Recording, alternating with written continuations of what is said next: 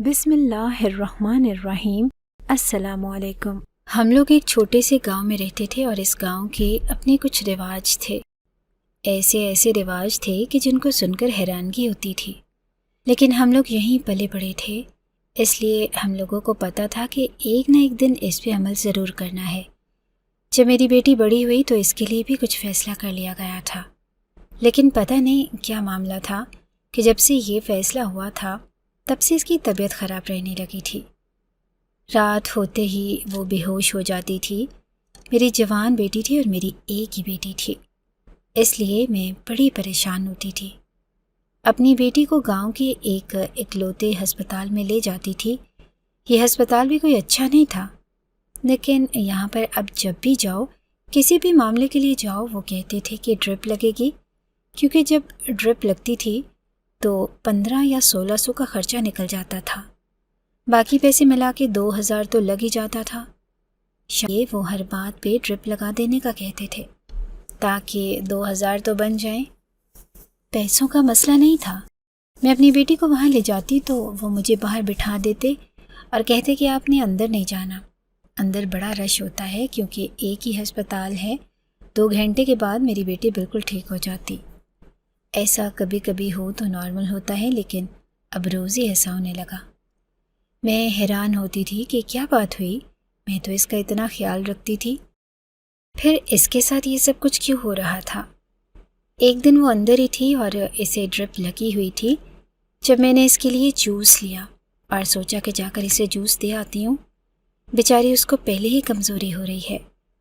جب میں جوس کا ٹپا دینے کے لیے اندر گئی تو سامنے کا منظر دیکھ کر حیران رہ گئی۔ میرے قدموں کے نیچے سے زمین ہی نکل گئی۔ جب میں نے اپنی بیٹی سے پوچھا کہ یہ سب کچھ کیا ہے تو اس نے میرے قدموں کے نیچے سے زمین ہی نکل گئی۔ جب میں نے اپنی بیٹی سے پوچھا کہ یہ سب کچھ کیا ہے تو اس نے کہا کہ یہ سب کرنے کے لیے مجھے میرے باپ نے کہا تھا۔ میں یہ سن کے حیران رہ گئی کہ دنیا کا کون سا باپ اپنی بیٹی کو ایسا مشورہ دے سکتا ہے، کیونکہ میری بیٹی وہاں پر اکیلے میں 4 آدمیوں کے۔ میں ہمیشہ سے اس گاؤں سے نکلنا چاہتی تھی، لیکن میرے شوہر نے مجھے کہا کہ اگر تمہیں اس گاؤں سے نکلنا ہے تو مجھ سے طلاق لے لو اور یہاں سے چلی جاؤ، کیونکہ میں تو یہیں پہ رہنا چاہتا ہوں۔ میرا شوہر بہت ہی عجیب طرح کا آدمی تھا۔ اسے اپنے گاؤں اور یہاں کے رواجوں اور رسموں سے بڑا ہی پیار تھا، کیونکہ انہی رسموں اور رواجوں کی وجہ سے میں اس کے حصے میں آئی تھی، ورنہ میں کبھی بھی اس کے حصے میں نہ آتی، کیونکہ میں ایک بہت ہی خوبصورت اور جوان لڑکی تھی۔ لیکن اب تو میری اپنی بیٹی جوان ہو چکی تھی، وہ بھی میرا تھا۔ اس فیصلے میں نہ تو اس کی ماں بولتی تھی، نہ ہی اس کے بھائی یا کوئی اور رشتہ دار، نہ لڑکی خود بول سکتی تھی، اور اگر باپ اس دنیا میں نہ ہو تو پھر فیصلہ بڑا بھائی کرتا تھا۔ میرے معاملے میں ایسا ہوا تھا کہ میرے باپ کے ساتھ میرے شوہر نے بڑے اچھے تعلقات بنا رکھے تھے۔ یہ ان کا شاگرد تھا، انہوں نے خوش ہو کر اپنی بیٹی ہی اس کے حوالے کر دی، ورنہ یہ میرے سے پورے 15 سال بڑا تھا۔ اس نے ساری زندگی مجھے اسی گاؤں میں رکھا اور یہاں کے عجیب و غریب رواج اور رسموں کو پورا کرواتا رہا۔ اب میری بیٹی جوان ہو گئی تھی، میں بڑی پریشان تھی، کیونکہ اس کی زندگی کا فیصلہ بھی میرے شوہر نے ہی کرنا تھا، اور میرے شوہر نے ساری زندگی کوئی ایک بھی اچھا فیصلہ نہیں کیا تھا۔ میرے شوہر کی نظر جس لڑکی پہ تھی وہ مجھے بالکل بھی پسند نہیں تھا۔ ویسے تو وہ لوگ کافی امیر تھے اور لڑکی کی نوکری بھی اچھی تھی، لیکن اس کے اندر اخلاق نام کی کوئی چیز نہیں تھی۔ بس وہ میرے شوہر کے ساتھ ہی اچھے طریقے سے پیش آتا تھا تاکہ میری خوبصورت بیٹی کو کس طرح حاصل کر سکے، یعنی کہ تاریخ پھر سے اپنے آپ کو لکھنا چاہتی تھی، اور جو آپ کے ساتھ ہوا ہو وہ آپ اپنی بیٹی کے ساتھ کیسے کر سکتے ہیں؟ لیکن وہی ہوا جس کا ڈر تھا۔ اس لڑکے کا نام عظیم تھا اور اسی کا رشتہ میری بیٹی کے لیے طے ہو گیا۔ میرے باپ نے کہا کہ ایسا فرما بردار لڑکا ہے، اگر میں اسے کہوں کہ ایک ٹانگ پہ کھڑے ہو جاؤ تو وہ ایک ٹانگ پہ کھڑا ہو جائے گا، میرے پاؤں دھو دھو کے پیتا ہے۔ وہ بات کرنے کا مقصد یہ تھا کہ بہت ہی زیادہ بات ماننے والا ہے۔ آج میں بھی بول پڑی اور میں نے کہا کہ آپ بھی میرے باپ کی بڑی عزت کرتے تھے، لیکن شادی کے پہلے ہی دن آپ نے میرے منہ پہ تھپڑ دے مارا تھا۔ اگر اس نے بھی آپ کی بیٹی کے منہ پہ تھپڑ دے مارا تو آپ کیا کر لیں گے؟ اس بات پہ میرا شوہر غصے میں آ گیا اور اس نے کہا کہ آج تک تیری زبان نہ چلی، اب کیوں چلنے لگی ہے؟ میں نے کہا کہ اب اس لیے زبان چل رہی ہے کیونکہ میری بیٹی کا معاملہ ہے۔ میں اپنے اوپر تو ظلم برداشت کر سکتی ہوں لیکن اس کے اوپر نہیں۔ اس نے کہا کہ عظیم ایسا کچھ نہیں کرے گا، وہ بہت اچھا لڑکا ہے، اور اگر وہ کچھ کرتا بھی ہے تو یہ میاں بیوی کا آپسی معاملہ ہوتا ہے۔ جہاں میاں بیوی ایک دوسرے کے ساتھ پیار محبت سے رہتے ہیں وہاں پہ کبھی کبھی تھوڑی بہت تلخی بھی ہو جاتی ہے، اور اگر شوہر عورت کو 2-4 تھپڑ لگا دے تو عورت کا کچھ چلا نہیں جاتا۔ وہ اس کے لیے ساری زندگی پیسے کماتا ہے، اس کے کپڑے، کھانا پینا، بیماری، ہر چیز کا خیال رکھتا ہے۔ اگر غصے میں 2-4 تھپڑ لگا دے تو کیا ہو گیا؟ تھپڑ کھانے سے کوئی مرد اور اسی طرح سے چل رہا تھا۔ وہ یہ نہیں سوچ رہا تھا کہ کل کو اس کی زندگی بری ہو سکتی ہے، کیونکہ جو زندگی اس نے مجھے دی تھی اس کی نظر میں وہ بالکل ٹھیک اور بہت اچھی تھی، تو پھر اپنی بیٹی کے لیے وہ کیسے سمجھتا؟ جب وہ غلط کو غلطی نہیں سمجھتا تھا تو اس کو ٹھیک کیسے کر سکتا تھا؟ میری بیٹی کو بھی یہ بات بتا دی گئی، میں نے ہی اس کو بتائی۔ اس نے کہا کہ میں نے اس سے شادی نہیں کرنی۔ میں نے کہا کہ میں نے بھی یہی کہا تھا، میری بھی کسی نے نہیں سنی تھی، کچھ نہیں کر سکتی۔ میری بیٹی نے مجھے عجیب سی بات کی۔ اس نے کہا کہ وہاں جب آپ کو پتا تھا کہ اس گاؤں میں آپ کی زندگی برباد ہوئی تو آپ مجھے یہاں سے لے کے چلی کیوں نہیں گئی؟ میں حیران رہ گئی کیونکہ میرے واقعی دماغ میں یہ بات نہیں آئی تھی، لیکن چلی جاتی تو کیا ہوتا؟ میرا شوہر مجھے طلاق دے دیتا، میری زندگی برباد ہو جاتی، معاشرہ مجھے کہیں کا نہیں چھوڑتا۔ میری شوہر مجھے طلاق دے دیتا، میری زندگی برباد ہو جاتی، معاشرہ مجھے کہیں کا نہیں چھوڑتا۔ میری بیٹی نے کہا تو بس ٹھیک ہے، پھر آپ نے تب اپنے بارے میں سوچا تھا، ابھی بھی اپنے بارے میں ہی سوچیں، میرے ساتھ جو ہوگا اس کے بارے میں کیوں پریشان ہوتی ہیں؟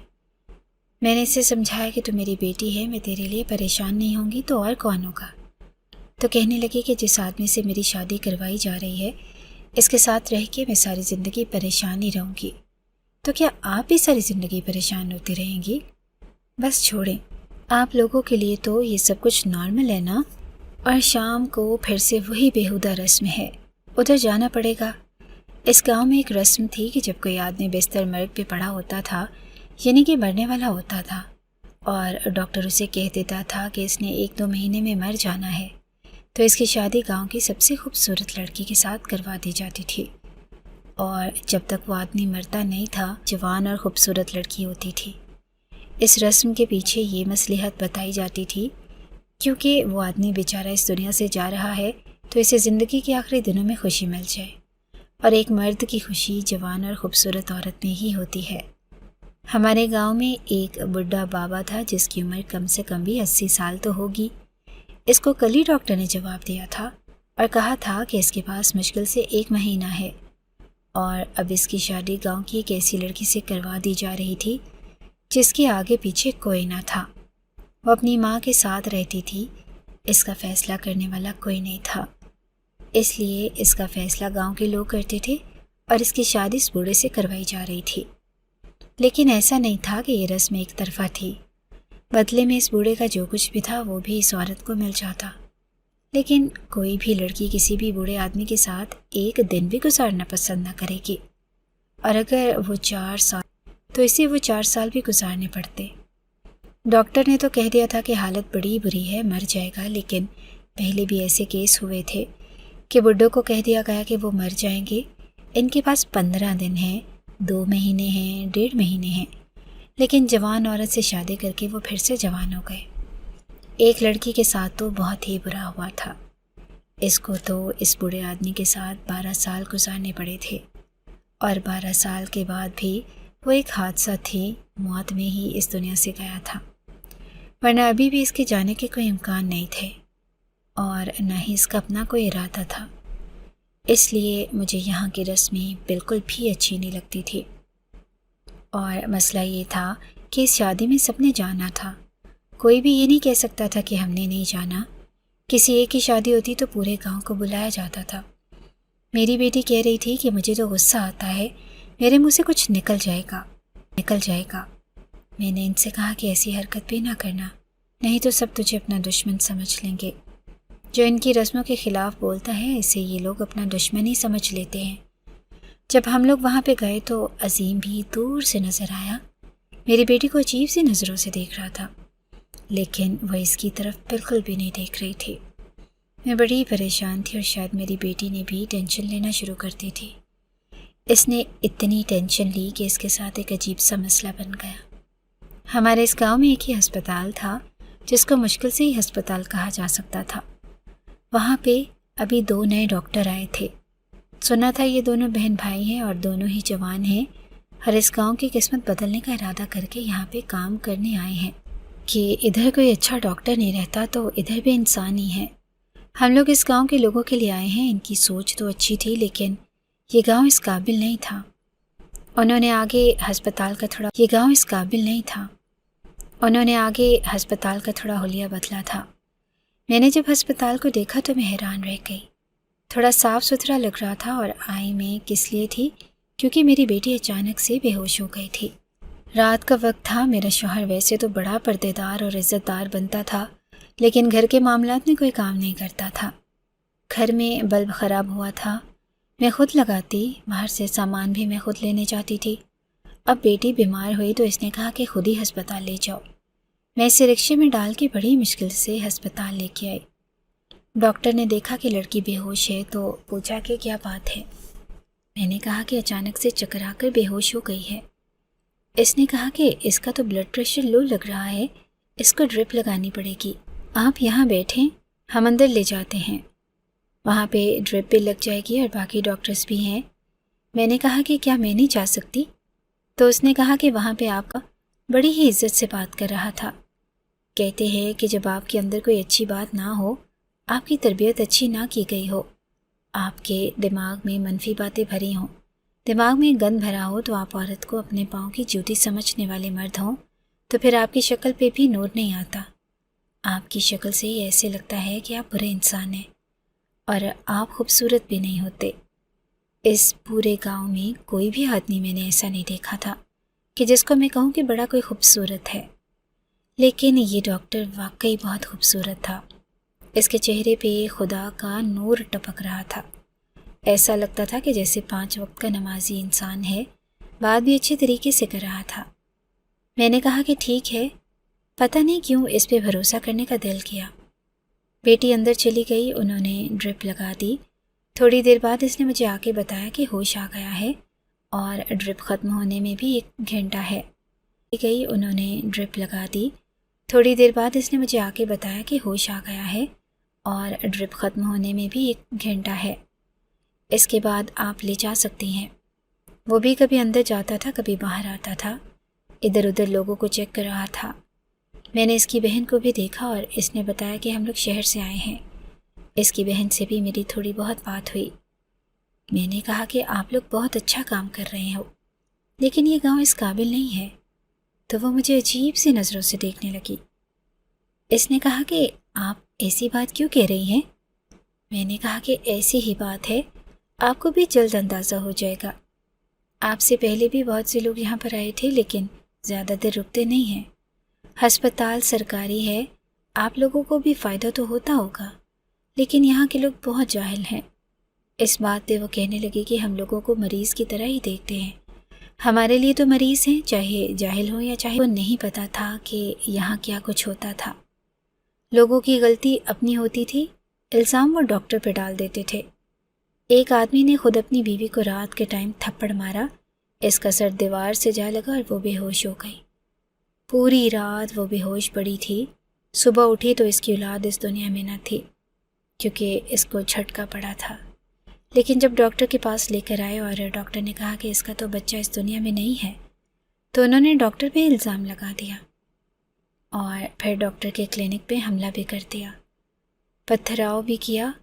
وہ ڈاکٹر رات کے ٹائم ہی بھاگ گئی، اپنا سامان بھی لے کر نہیں گئی تھی، اس کا سامان بھی لوٹ مار کر کے کھا گئے اور کلینک کو بھی آگ لگا دی۔ اس طرح کے تو لوگ رہتے تھے یہاں پہ۔ میری بیٹی واپس آ گئی۔ میں نے اس کو اچھے سے کھانا کھلایا، شربت دودھ وغیرہ پلایا۔ میں نے کہا کہ کیوں ٹینشن لیتی ہو؟ اس نے کہا کہ اب تو ساری زندگی میں ٹینشن ہی لکھی ہے۔ ابھی تو آپ میرا خیال کر رہی ہیں، بعد میں تو آپ کو میرے گھر آنے کی بھی اجازت نہیں ہے۔ یہاں پر یہ مسئلہ بھی تھا کہ جب لڑکی کی شادی ہو جاتی تھی تو بلا وجہ اس کے گھر نہیں جا سکتے تھے، اور نہ ہی وہ آپ کے گھر بار بار آتی تھی۔ اگر کوئی بڑی وجہ ہو، کوئی شادی یا دکھ کا موقع ہو، تو پھر تو سارے لوگ اکٹھے ہوتے تھے، نہیں تو بار بار جانے کی ممانعت تھی۔ میری بیٹی اچانک سے رونے لگی تو میرا بھی دل بیٹھ گیا۔ میں نے کہا کہ کیا ہو گیا، کیوں رو رہی ہو؟ کہنے لگی کہ جب آپ کو پتہ تھا کہ یہ ایک جگہ رہنے کے قابل ہی نہیں ہے تو آپ یہاں سے نکل کیوں نہیں گئی؟ یا تو یہاں سے نکل جاتی اور یا پھر مجھے پیدا ہی نہ کرتی۔ آپ نے اپنے ساتھ تو ظلم کیا اور میرے ساتھ بھی۔ اپنا ظلم تو آپ نے کسی طرح برداشت کر لیا، اور میرا اب شروع ہونے والا ہے۔ میں نے کہا کہ دیکھو، نا امیدی کفر ہے، ہو سکتا ہے کہ تمہارا شوہر اچھا ہو اور تمہاری کوئی بات مان لے۔ تو اس نے کہا کہ ہاں، اسی طرح کی باتیں کر کے عورتیں پھنس جاتی ہیں اور پھر ان کے ساتھ کچھ اچھا نہیں ہوتا ہے۔ اس کی بھی تو یہاں پہ کچھ دوست وغیرہ تھی جن کی شادی ہو چکی تھی، ان کے ساتھ بھی یہی معاملات چل رہے تھے۔ کسی کی بھی زندگی اچھی نہیں تھی، کوئی بھی خوش نہیں تھی، تو پھر وہ امید کہاں سے لگا لیتی؟ کسی ایک کو بھی دیکھا ہوتا کہ وہ خوش ہے تو شاید اسے احساس ہوتا کہ ہاں، شاید میری زندگی بھی اچھی ہو جائے۔ لیکن یہاں پہ جتنی بھی شادی شدہ عورتیں تھیں وہ خوش نہیں تھیں۔ جب کبھی ایک ساتھ بیٹھ جاتی تھی تو یہی باتیں کرتی تھی کہ زندگی میں کوئی خوشی نہیں ہے، ہمارے مرد ہماری بات نہیں مانتے، ہم پہ ظلم کرتے ہیں، بے جا پابندیاں لگاتے ہیں، ہمیں بچے پیدا کرنے کی مشین سمجھتے ہیں۔ میرے ہاں تو صرف ایک ہی بیٹی پیدا ہوئی، کیونکہ اس کے بعد میرا مسئلہ بن گیا، مجھے شادی نہیں کر سکتا تھا۔ اس بات سے مجھے تھوڑا سکون ملا۔ یہ پہلی رسم تھی جس کا مجھے فائدہ ہوا، ورنہ میرا شوہر کب سے دوسری شادی کر چکا ہوتا۔ اس کے پاس تو بہت بڑا بہانہ تھا کہ یہ عورت ایک بچہ پیدا کر کے بانجھ ہو گئی ہے، اور مجھے تو اور بچوں کی خواہش ہے، بڑی آسانی سے دوسری شادی کر سکتا تھا۔ لیکن یہاں پر وہ بھی پھنس گیا۔ اگلے دن میں نے دیکھا کہ میری بیٹی خود سے کچھ باتیں کر رہی تھی، اس کے چہرے پہ مسکراہٹ تھی، مجھے خوش نظر آ رہی تھی۔ میں نے کہا کہ کیا بات ہے؟ جب میں نے اسے بلایا تو وہ چونک گئی۔ میں نے کہا کہ ارے، چونکنے کی کیا ضرورت ہے؟ کیا ہو گیا؟ کیا سوچ رہی تھی؟ تو کہنے لگی کہ کچھ نہیں، بس ایسے ہی کچھ خیال سوچ رہی تھی۔ میں نے کہا کہ میں مسکراتی ہوئی تو بڑی پیاری لگ رہی تھی۔ میری بیٹی اس بات پر چپ ہو گئی، اس نے جواب ہی نہ دیا۔ اگلے دن رات کو وہ پھر سے بے ہوش ہو گئی۔ میں پھر اسے ہسپتال لے کر بھاگ گئی۔ ڈاکٹر نے بھی جب اسے دیکھا تو کہا کہ دوبارہ سے بے ہوش ہو گیا، آپ نے خیال نہیں کیا؟ میں نے کہا کہ نہیں، میں نے پورا خیال کیا تھا، دودھ وغیرہ بھی پلایا تھا، جوس بھی، کھانے کو بھی اچھا دیا تھا، پتہ نہیں دوبارہ سے کیا ہو گیا ہے۔ اس نے کہا کہ اس کو تو پھر بلڈ پریشر بہت لو ہے، اندر لے جانا پڑے گا اور ڈرپ لگے گی، پھر سے آپ پیسے جمع کروا دیں۔ میں نے کہا کہ ٹھیک ہے۔ پھر اسے ڈرپ لگ گئی۔ جب ڈرپ لگی تو میں باہر بیٹھی تھی اور میرے ساتھ 2 عورتیں بیٹھی تھی، وہ کچھ عجیب سی باتیں کر رہی تھی۔ کہنے لگی کہ یہ ڈاکٹر ارشاد کتنا خوبصورت ہے، پتہ ہے یہاں پہ کچھ عورتیں جان بوجھ کے آ رہی ہیں۔ دوسری نے کہا کہ جان بوجھ کے کیسے آتے ہیں؟ اس نے کہا کہ ارے، بیماری کا بہانہ کرتی ہیں اور جان بوجھ کے ہی آتی ہیں، تاکہ آنکھوں سے دیکھ تو سکتی ہیں نا، ہے تو بڑا ہی خوبصورت، دل کو سکون آ جاتا ہے۔ میں ان عورتوں کی سوچ پہ حیران ہو رہی تھی، کیونکہ یہ عورتیں بھی میری عمر کی ہی تھیں، یعنی کہ ان کے اپنے بچے بھی جوان تھے۔ ڈاکٹر ارشاد واقعی خوبصورت آدمی تھا، لمبے چہرے، قد کا مالک تھا، شکل سے اچھا لگتا تھا، باتیں بھی اچھی کرتا تھا، میری تو اولاد جیسا تھا۔ میں حیران تھی کہ ان عورتوں کی سوچ ایسی کیوں ہے، کیا ان کو زیادہ پابندیوں میں رکھ کے ایسا بنا دیا گیا ہے؟ مجھے ایسے لگتا تھا کہ جب آپ کسی کو بہت زیادہ قید کرتے ہیں تو آپ یہ سمجھتے ہیں کہ ہم اسے برائی کرنے سے روک رہے ہیں، لیکن جس دن اس کو ایک چھوٹا سا بھی موقع ملتا ہے، ایک چھوٹا سا بھی چور دروازہ ملتا ہے، उस दिन वो डायरेक्ट ही कोई बहुत बड़ी बुराई कर बैठता है। ऐसा नहीं होता कि फिर वो कोई छोटी मोटी बुराई करता है, वो बहुत बड़ा काम कर बैठता है, क्योंकि इसे बहुत अरसे से दबाया गया होता है। इंसान की फितरत ख़ास करके औरत की स्प्रिंग की तरह होती है। आप जितना भी इसको दबाते हैं वो उतनी शिद्दत से आपकी तरफ झटका लेती है, और फिर कुछ उल्टा ही होता है। मेरी बेटी ठीक कहती है, अगर मुझे पता था कि मैंने ज़िंदगी दोज़ख में गुजारनी है तो फिर मुझे इसके लिए ये हालात बदलने चाहिए थे। अब सिर्फ इसके होने वाले शौहर अज़ीम पे ही उम्मीदें थी कि शायद वो जैसा दिखता था वैसा ना हो, जैसे लोग इसके बारे में कहते थे वैसा ना हो। अभी मैं इसी के बारे में सोच ही रही थी कि मैं हैरान रह गई। वो वहीं पे खड़ा था, मुझे देख के सलाम किया और मेरे पास आ गया। कहने लगा कि खैर है माँ जी, आप यहाँ अस्पताल में, सब खैर तो है? मैंने कहा कि हाँ, वो मेरी बेटी की तबीयत बहुत ज़्यादा ख़राब थी, इसे ड्रिप लगी है, वो अंदर है। इसने कहा कि ओहो, अच्छा, इसका फ़िलहाल मेरी बेटी से पर्दा ही था, इसलिए वो भी अंदर नहीं जा सकता था। इसने कहा कि आपको कुछ चाहिए? मैंने कहा कि नहीं, मुझे कुछ नहीं चाहिए, तुम यहाँ पे कैसे आए? तो कहने लगा कि एक दोस्त यहाँ दाखिल है, इससे मिलने के लिए आया था। मैं भी आपके साथ बैठता हूँ जब तक आपकी बेटी बाहर नहीं आ जाती है। मैंने कहा कि नहीं, तुम चले जाओ, पता नहीं कितनी देर लगेगी, इसे ड्रिप लगी हुई है। इसने कहा कि यह अस्पताल वालों का तरीका अच्छा नहीं है, वैसे आपको यहाँ बिठाया, आप इसके पास भी तो बैठ सकती हैं। लेकिन ये बात भी सच है कि यहाँ जगह की बड़ी कमी है। यह अस्पताल की इमारत थोड़ी है, ये तो किसी का घर है। खैर, मेरी बड़ी ऊपर तक पहुँच है, मैं ज़रूर कुछ करूँगा, इस गांव की किस्मत बदलने की कोशिश करूँगा। मैं इसे कहना चाहती थी कि गांव की किस्मत बाद में बदलना, पहले मेरी बेटी की किस्मत बदलने की कोशिश करो। लेकिन नहीं कह पाई। बातें बड़ी अच्छी अच्छी कर रहा था, दिल में थोड़ी उम्मीद जागी थी। वो वहाँ से चला गया। जब बेटी की ड्रिप ख़त्म हुई तो इसे ले आए और मैं इसे अपने घर ले गई। फिर से इसका बहुत ख्याल किया। अपने शौहर से कहा कि देसी घी मंगवा दें, बेटी की तबीयत ठीक नहीं है। इसने कहा कि ठीक है, वैसे भी वो जल्दी इस घर से रुखसत हो जाने वाली है, इसे अच्छा खिलाओ पिलाओ, इसका ख्याल करो, फिर इसके बाद तुम्हें ये मौका नहीं मिलेगा। मैं अपनी बेटी की खुराक बहुत अच्छे से ख्याल रख रही थी।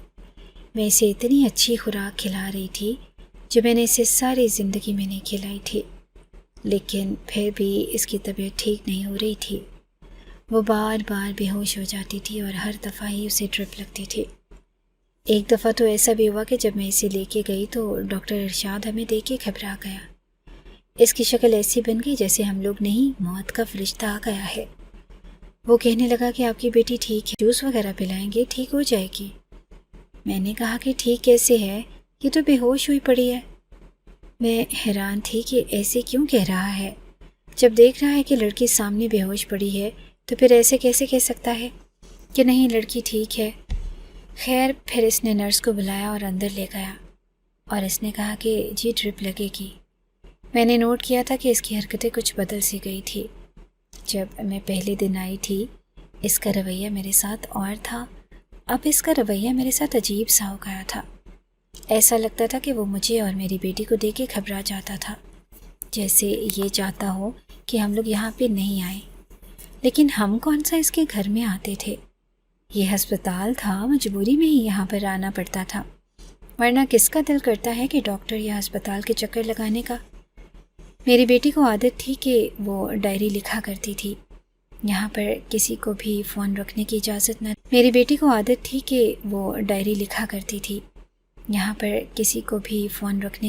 न थी। घर में एक ही फ़ोन था, वो भी सिर्फ मेरे शौहर के पास था। ऐसे में डायरी लिखना एक अच्छी आदत थी। इंसान का दिल भी हल्का हो जाता है और यादें भी महफूज हो जाती हैं, और इसमें किसी का कुछ जाता भी नहीं है। हाँ, ये अलग बात है कि इसके पास डायरी नहीं बल्कि एक रजिस्टर होता था, क्योंकि इसे डायरी भी नहीं लेकर दी थी।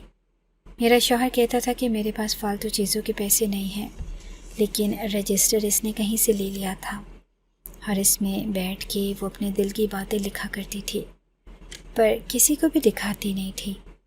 میرے دل میں کبھی تجسس نہیں آیا تھا، لیکن آج کل وہ بہت خوش رہنے لگی تھی۔ اس لیے ایک دن میں نے سوچا کہ اس نے آج کیا لکھا ہے، میں ضرور پڑھوں گی۔ آج ہم ہسپتال سے واپس آئے تھے اور آتے ہی وہ ڈائری لکھنے بیٹھ گئی تھی۔ پتا تھا اب میں نے اس بات کی فکر کرنا چھوڑ دی تھی کہ کب آتا ہے کب جاتا ہے، مجھے اس سے کوئی فرق نہیں پڑتا تھا۔ جب میں نے رجسٹر کھولا تو درمیان میں پین پڑا تھا اور آج کی تاریخ لکھی ہوئی تھی اور تھوڑی سی عبارت لکھی تھی۔ لکھا تھا کہ سچ کہتے ہیں کہ جب آپ کا دل خوش ہوتا ہے تو آپ کو ایسا لگتا ہے کہ اس دنیا میں کوئی دکھ ہے ہی نہیں، ساری دنیا بہت خوش ہے، سب کے پاس ان کی محبت ہے، ہر دل میں خوشی ہے، امیدیں ہیں، سب آنکھوں میں خواب ہیں اور سب کو ان کی تعبیر مل رہی ہے۔ میں اتنی زیادہ خوش ہوں کہ میں بتا نہیں سکتی ہوں۔ مجھے تو پتہ ہی نہیں تھا کہ دوزخ میں رہتے ہوئے مجھے جنت سے کوئی آوازیں دینے لگے گا۔ میں اس جنت میں جانا چاہتی ہوں، وہ مجھے ایک آواز دے گا، میں اس کے پیچھے چلی جاؤں گی۔ جب اس نے مجھے خود سے دور کرنے کی کوشش کی تو میرا دل خون کے آنسو رونے لگا اور میں نے اپنی کلائی کاٹ لی۔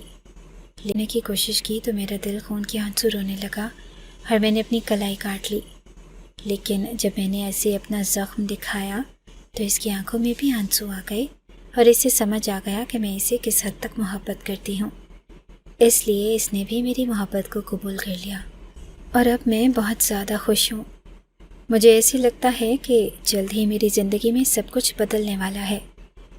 میں یہ پڑھ کے حیران رہ گئی کہ آخر یہ ایک ایسی بات تھی۔ ابھی میں پڑھ رہی تھی کہ میری بیٹی شاید جا کر اس طرف آ گئی اور میرے ہاتھ میں اپنا رجسٹر دیکھ کے گھبرا گئی۔ اس نے کہا کہ امی آپ کو ایسا نہیں کرنا چاہیے تھا، یہ میری رجسٹر کو آپ نے کیوں اٹھایا اور کیوں آپ اس کو بیٹھ کے پڑھ رہی ہیں؟ میں نے کہا کہ پہلے تو یہ بتا کہ یہ تو نے کیا لکھا ہوا ہے، یہ کیا لکھا ہے؟ کسی سے محبت ہو گئی ہے، دنیا حسین ہو گئی ہے، یہ سب کیا ہے؟ وہ گھبرا گئی اور پھر سوچ کے بولنے لگی کہ وہ ایسا کچھ نہیں ہے۔ یاد کر لی اور یاد کر کے اس میں لکھ دی۔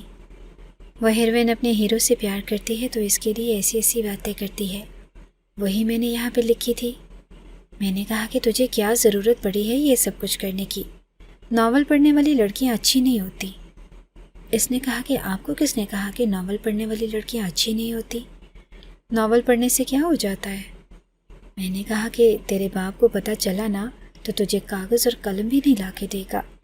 تجھے پتہ نہیں ہے اس گھر میں سانس لینے کے علاوہ سب کچھ ممنوع ہے۔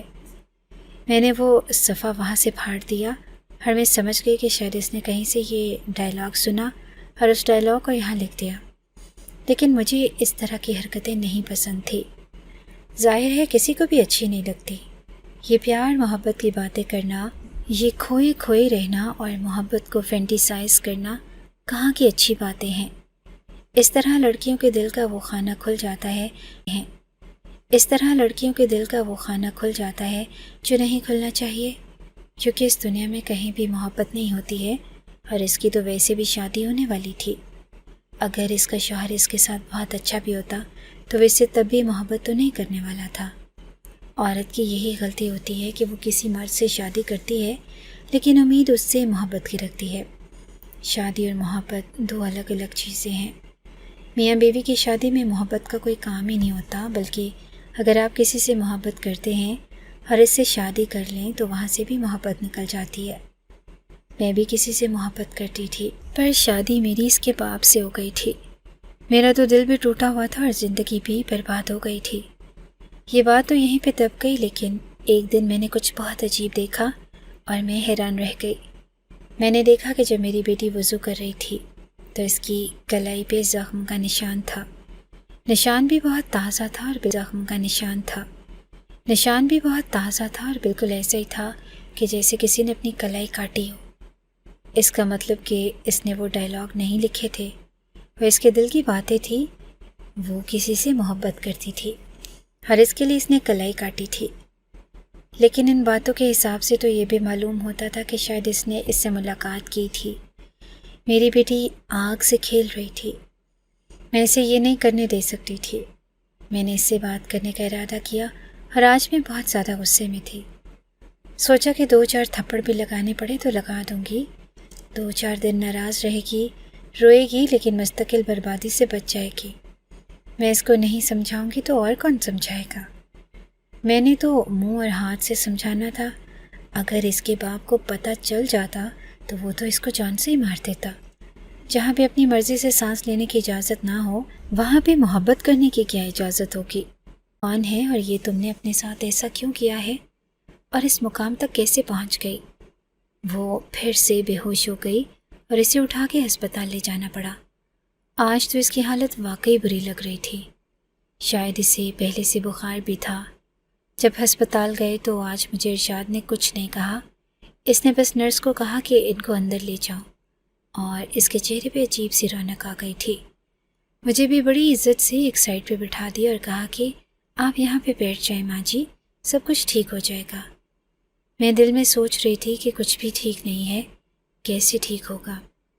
اب وہ پھر سے اندر تھی اور میں پریشان بیٹھی تھی۔ اس کے لیے بھی پریشان تھی اور اس بات کے لیے بھی کہ اس نے کیا نیا تماشا بنایا تھا۔ اگر اس بارے میں کسی کو پتہ چل جاتا تو کیا ہوتا؟ اور یہ بار بار کیوں بے ہوش ہو جاتی تھی؟ اس کے اندر تو بالکل بھی جان نہیں تھی۔ ڈاکٹر کہتے تھے کہ خون کی کمی ہے، کمزور کے اندر تو بالکل بھی جان نہیں تھی۔ ڈاکٹر کہتے تھے کہ خون کی کمی ہے، کمزوری ہے، لیکن میں نے اسے اتنی چیزیں کھلائی، کوئی حد سے زیادہ کمزوری بھی ہوتی تو ابھی تک ٹھیک ہو جاتی۔ معاملہ کچھ اور تو نہیں تھا، پر اور کیا ہو سکتا تھا؟ میں یہی سب سوچ رہی تھی جب وہاں پہ ایک عورت آئی اور اس نے میری طرف جوس کا ایک ڈبہ پکڑایا۔ میں نے کہا کہ یہ کیا؟ تو اس نے کہا کہ وہ ہمارے گھر 4 بیٹیوں کے بعد بیٹا پیدا ہوا ہے، گرمی بہت ہے اس لیے ہم لوگ صدقے کے طور پہ یہ جوس بانٹ رہے ہیں، آپ بھی لے لیں، آپ اکیلی بیٹی ہیں۔ میں نے کہا کہ اللہ آپ کے بیٹے کو صحت اور زندگی دے، اور میں نے وہ جوس کا ڈبہ پکڑ لیا، لیکن پھر سوچا کہ میرے سے زیادہ تو اس کی ضرورت میری بیٹی کو ہے، پہلے ہی بیچاری کمزوری کی ماری ہوئی ہے، جا کر یہ جوس اس کو دیتی ہوں، جب ٹرپ ختم ہوگی تو پی لے گی۔ اب ایک دفعہ تو میں اندر جا ہی سکتی تھی، کہہ دوں گی کہ ان کو میں نے بیٹھنا تھوڑی ہے، جانے آئی ہوں۔ اور جب اندر گئی تو سامنے کا منظر دیکھ کے حیران رہ گئی۔ ہسپتالوں میں کمرے چھوٹے چھوٹے ہوتے ہیں اور ایک ہی کمرے کو 2 حصوں میں بانٹ کے پردہ لگایا ہوا تھا۔ پردے کے پیچھے میری بیٹی بیٹھی مجھے نظر آ گئی تھی، لیکن میں اندر نہیں جا پائی، سائڈ پہ کھڑی ہو گئی کیونکہ وہ وہاں پر اکیلی نہیں تھی۔ میں نے دیکھا کہ اسے کوئی ڈرپ نہیں لگی ہوئی تھی، وہ بالکل ٹھیک ٹھاک بیٹھی تھی اور سامنے ڈاکٹر ارشاد کھڑا تھا۔ وہ اسے کہہ رہی تھی کہ جب تم نے بھی یہ مان لیا ہے کہ تم بھی مجھ سے محبت کرتے ہو تو پھر یہ سب کچھ کیا ہے؟ کیوں روز مجھے کہتے ہو کہ آج نہیں، کل نہیں، لے چلو مجھے یہاں سے، دیکھو امی باہر بیٹھی ہیں، ان کو پتہ بھی نہیں چلے گا، ہم لوگ پچھلے دروازے سے نکل جائیں گے، وہ شام تک یہاں بیٹھیں گی، اس کے بعد پریشان ہوں گی، مجھے تلاش کریں گی لیکن مجھے تلاش نہیں کر پائیں گی، وہ گھر چلی جائیں گی، بابا باتیں سنائیں گے، لوگ اتنی دیر میں تو ہم لوگ شہر پہنچ جائیں گے، اور اس کے بعد اتنے بڑے شہر میں ہمیں تلاش کرنا کوئی آسان کام تو نہیں ہے، کوئی بھی نہیں کر سکتا۔ میں نے سارا پلان بنایا ہے، میں نے پہلے سے ہی ایک جگہ پہ کچھ پیسے اور زیورات چھپائے ہیں، ہم جاتے جاتے وہ زیورات بھی وہاں سے اٹھا لیں گے اور پیسے بھی، اور اس کے بعد چلے جائیں گے، نکاح کر لیں گے۔ تم نے ہی تو کہا تھا کہ میرے بغیر نہیں رہ سکتے، پھر بار بار کیوں پیچھے ہٹ جاتے ہو؟ میں یہ بات سن کے حیران رہ گئی کہ میری بیٹی کس قسم کی باتیں کر رہی تھی۔ اس کا مطلب کہ وہ جس سے محبت کرتی تھی وہ کوئی اور نہیں بلکہ ارشاد ہی تھا، اور یہ جو اس کو بار بار بے ہوشی کا دورہ پڑتا تھا، یہ بے ہوشی کا دورہ نہیں تھا، یہ محبت کا دورہ تھا۔ وہ ارشاد سے ملنے کے لیے بہانہ کرتی تھی، کیونکہ جب تک وہ بیمار نہ ہوتی اسے ہسپتال کون لے کر آتا، اور وہ بھی یہ کہہ دیتا تھا کہ اس کو ڈرپ لگے گی، کہ مری اسے ہسپتال کون لے کر آتا، اور وہ بھی یہ کہہ دیتا تھا کہ اس کو ڈرپ لگے گی، کہ مجھے ڈرپ لگنے میں ہی سب سے زیادہ ٹائم لگتا ہے، ورنہ تو مریض کو چیک کرنے میں اور دوائی لکھ کے دینے میں یا ایک انجیکشن لگانے میں کتنی دیر لگتی ہے، لیکن ڈرپ تو 2-2.5 گھنٹے میں ختم ہوتی ہے۔ مجھے ایسے لگ رہا تھا کہ میری بیٹی دوزخ کے دہانے پہ کھڑی ہے اور اپنے آپ کو دھکا لگانے کے لیے بھی وہ خود ہی کافی ہے۔ میں مزید باتیں سننے لگی، میں سننا چاہتی تھی کہ ارشاد کیا کہنا چاہتا ہے۔ اس نے کہا کہ دیکھو میرا اس دنیا میں میری بہن کے علاوہ کوئی نہیں ہے۔ تم کیا چاہتی ہو کہ ہم یہاں سے نکل جائیں اور اس کے بعد میں اپنی بہن کو یہاں چھوڑ جاؤں؟ تمہارے گھر والے سیدھا آ کے میری بہن کو پکڑیں گے۔ تمہیں پتہ نہیں ہے اس گاؤں کے لیے رواجوں کا کیا ہوگا۔ تو میری بیٹی کہنے لگی کہ اس کو بھی ساتھ لے جاتے ہیں۔ اس نے کہا کہ تم سمجھ کیوں نہیں رہی ہو؟ ہماری بڑی مشکل سے میں یہ نوکری چھوڑ دوں گا اور شہر میں تمہارے ساتھ چلا جاؤں، اپنی بہن کو بھی ساتھ لے جاؤں۔ پھر وہاں جا کے ہم کیا کریں گے؟ وہاں پہ تو ہمارا گھر بھی نہیں ہے، ہم ادھر ہی رہتے ہیں۔ ہم دونوں بہن بھائیوں نے بڑی مشکل سے اپنی زندگی کو بنایا ہے۔ مجھے تم سے محبت ہے اور میں تمہارے ساتھ شادی بھی کرنا چاہتا ہوں، تمہارے ساتھ زندگی بھی گزارنا چاہتا ہوں، لیکن اپنے کیریئر اور اپنی بہن کی زندگی کو داؤ پہ لگا کر یہ سب کچھ نہیں کر سکتا ہوں۔ میری بیٹی نے کہا کہ پھر ٹھیک ہے، وہ لوگ میری شادی کر دیں گے، مجھے کسی اور کے حوالے کر دیں گے، اور تمہارے پاس کوئی بہتر حل ہے؟ اس نے کہا کہ ہاں میرے پاس حل ہے، ہم دونوں نے اپلیکیشن دی ہوئی ہے، ہم یہاں سے نکل جائیں گے اور شہر کے کسی ہسپتال میں ہمیں نوکری مل جائے گی، لیکن اس کے لیے ہمارے پاس تھوڑا سا تجربہ ہونا چاہیے، جس میں ابھی 3 مہینے باقی ہیں۔ تم 3 مہینے تک کیوں نہیں رک سکتی؟ اس کے بعد میں تمہیں سے لے کے چلا جاؤں گا اور اپنی بہن کو بھی، ہماری نوکری بھی ادھر ہوگی، رہنے کا انتظام بھی، اور میں تم سے جاتے ہی نکاح کر لوں گا۔ اس لیے میں تمہیں کہتا ہوں کہ بار بار یہاں پہ مت آیا کرو، نہیں تو کسی کو شک ہو جائے گا۔ تم کیوں اتنا خطرہ مول لے کے یہاں آتی ہو؟ تمہاری ماں باہر بیٹھی رہتی ہے، تمہاری ماں معصوم عورت ہے، اس کو پتہ نہیں ہے، لیکن اگر اس کو پتہ چل گیا تو پھر کیا ہوگا؟ میں نے اچانک سے پردہ ہٹایا اور میں نے کہا کہ مجھے پتہ چل گیا ہے۔ وہ دونوں مجھے دیکھ کے حیران رہ گئے اور تھر تھر کانپنے لگے، کیونکہ ان کو بھی پتہ تھا کہ اب ان کا راز کھل چکا ہے۔ میں نے اپنی بیٹی کی طرف دیکھا، وہ رونے لگی۔ اس نے کہا کہ امی، میں اس سے بہت پیار کرتی ہوں، میں آپ کی طرح کی زندگی نہیں گزار سکتی، میں نہیں رہنا چاہتی یہاں پہ۔ وہ رونے لگی اور میں نے اسے گلے سے لگا لیا، میری آنکھوں میں بھی آنسو آ گئے۔ میں نے کہا کہ میں اتنی بات سمجھ رہی ہوں، لیکن جو یہ کہہ رہا ہے وہ بالکل ٹھیک کہہ رہا ہے۔ 3 مہینے تک ہم شادی رکوا سکتے ہیں، کوئی نہ کوئی بہانہ کر لیں گے، لیکن تو جلد بازی سے کام نہ لے۔ جب میں نے ایسی بات کی تو میری بیٹی حیران رہ گئی اور پھوٹ پھوٹ کے رونے لگی۔ ارشاد کی آنکھوں میں بھی آنسو آ گئے۔ اس نے کہا کہ جب یہ پہلی دفعہ یہاں آئی تھی تو ہم دونوں کو ایک دوسرے سے پہلی نظر میں ہی محبت ہو گئی تھی، پھر میں نے اس کو انکار کیا تو اس نے اپنی کلائی کاٹ لی، اور اس کے بعد مجھ سے انکار نہیں ہو پایا۔ میں بھی اس سے محبت کرتا ہوں۔ میں نے اس سے پوچھا کہ میری بیٹی کے ساتھ دو گے، ساری زندگی کا خیال رکھو گے، اس کے خوابوں کو قید تو نہیں کر لو گے؟ وہ کہنے لگا کہ نہیں، میں آپ کی بیٹی کو اپنے دل کی اور اپنی زندگی کی رانی بنا کے رکھوں گا، لیکن ابھی میں بہت مجبور ہوں، کم سے کم بھی 3 مہینے تک ہم یہاں سے نہیں نکل سکتے، کیونکہ ہم نے خود ہی یہ نوکری لینے کے لیے جتن کیے تھے۔ اب ہمیں یہاں سے نکلنے کا کوئی نہ کوئی بہانہ تو چاہیے۔ میں نے اسے کہا کہ ٹھیک ہے، تو میں 3 مہینے کا وقت دیا ہے۔ 3 مہینے کا وقت میں نے اپنے شوہر سے اس طرح لیا کہ میری بیٹی کی طبیعت خراب ہے اور 3 مہینے تک وہ شادی کے قابل ہی نہیں ہے۔ اگر شادی ہوئی تو اس کے لیے بہت مسئلہ بن جائے گا، ویسے بھی وہ ابھی شادی نہیں کرنے والا تھا۔ اس نے کہا تھا کہ مہینے بعد کریں گے، جہاں مہینہ انتظار کر سکتے تھے وہاں 3 مہینے بھی کر سکتے تھے۔ اسی طرح وقت گزرتا رہا اور 3 مہینے سے 15 دن اوپر بھی ہو گئے۔ 20 دن کے بعد شادی کی تاریخ رکھی گئی، کیونکہ بیچ میں محرم کا مہینہ آ گیا تھا۔ ایسا لگتا تھا کہ سب کچھ ہمارے حق میں ہو رہا ہے۔ اس گھر میں جتنے بھی زیورات تھے، جتنے بھی پیسے تھے جو میں اٹھا سکتی تھی، وہ میں نے سارے اٹھا کے اپنی بیٹی کے حوالے کیے، اور ایک دن طبیعت کا بہانہ کر کے میں اسے ہسپتال لے گئی۔ باقی کی تیاریاں ارشاد اور اس کی بہن پہلے ہی کر چکے تھے۔ میں نے ان دونوں کو وہیں سے رخصت کر دیا اور اپنی بیٹی کو کہا کہ تم نے ٹھیک کہا تھا، اگر میں نے زندگی دوزخ میں گزاری تو میں تیری زندگی کو دوزخ کے حوالے نہیں کروں گی۔ تیرا باپ زیادہ سے زیادہ کیا ہی کر لے گا، میری زندگی تو پہلے ہی برباد کر چکا ہے، تجھے اپنی زندگی سکون سے جی۔ وہ مجھ سے دور ہوتے ہوئے بہت روئی، میری آنکھوں میں بھی آنسو تھے، لیکن مجھے پتا تھا کہ وہ جہاں بھی جائے گی خوش تو رہے گی۔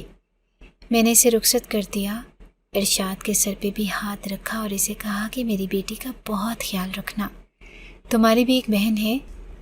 اس نے کہا کہ آپ فکر نہیں کریں، آپ سے زیادہ خیال رکھنے کی کوشش کروں گا۔